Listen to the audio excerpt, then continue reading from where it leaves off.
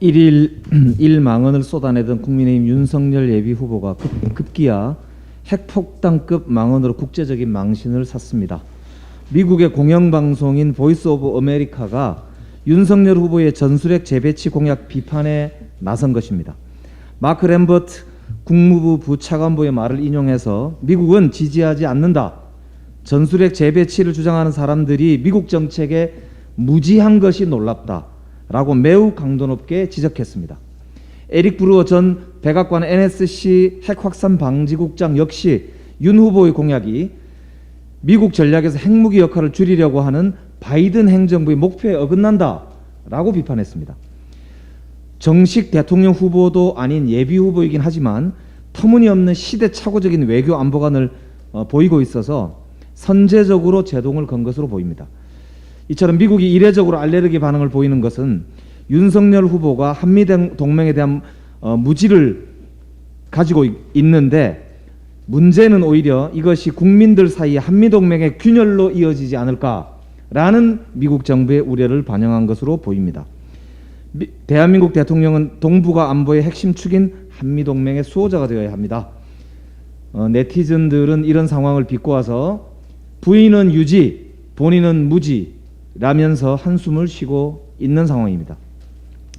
또 TV 토론에서 북한의 남침에 따른 전면전 상황에 대한 작게 5015가 발동이 되면은 대통령으로서 무엇을 할 것인가라는 질문에 대해서 미국 대통령과 먼저 통화를 하겠다라고 답을 내놓았는데, 국민의힘 다른 후보들까지 황당해하는 그런 상황이 연출됐습니다.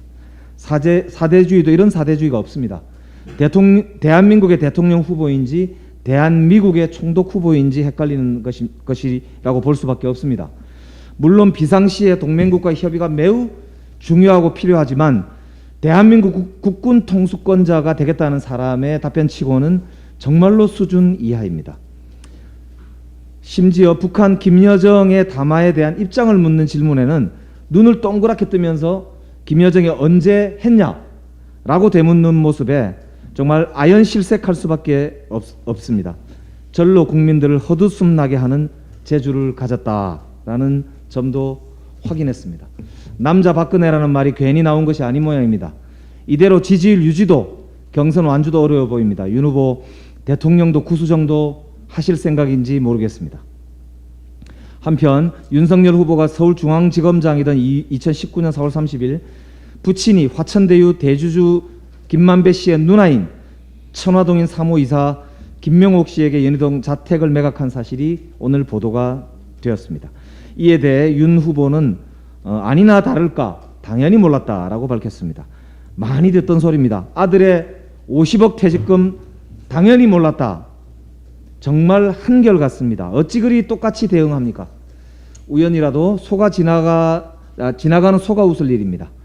박영수 특검의 수사팀장이었고 검찰총장 지명 직전에 있었던 서울중앙지검장 부친의 집을 화천대유 대주주 누나가 하필 딱 그 시기에 부동산 소개소를 통해 사들이는 이런 우연은 온 우주의 기운이 모여야 우연찮게 가능한 일이지 않을까 싶습니다. 못된 버릇 못 고치고 강력한 법적 조치 운운하면서 겁박하기 이전에 모든 것 내려놓고 성실하게 수사받으시기 바랍니다. 한편 아빠의 힘 곽상도 의원의 망언도 계속되고 있습니다. 언론 인터뷰에서 2030 세대 다들 주식 코인 하는데 우리 아들이 회사에서 일하고 기여한 것을 일확천금으로 평가해서는 안 된다라고 이야기했습니다. 정말로 파렴치합니다. 이제 좀 그만하십시오.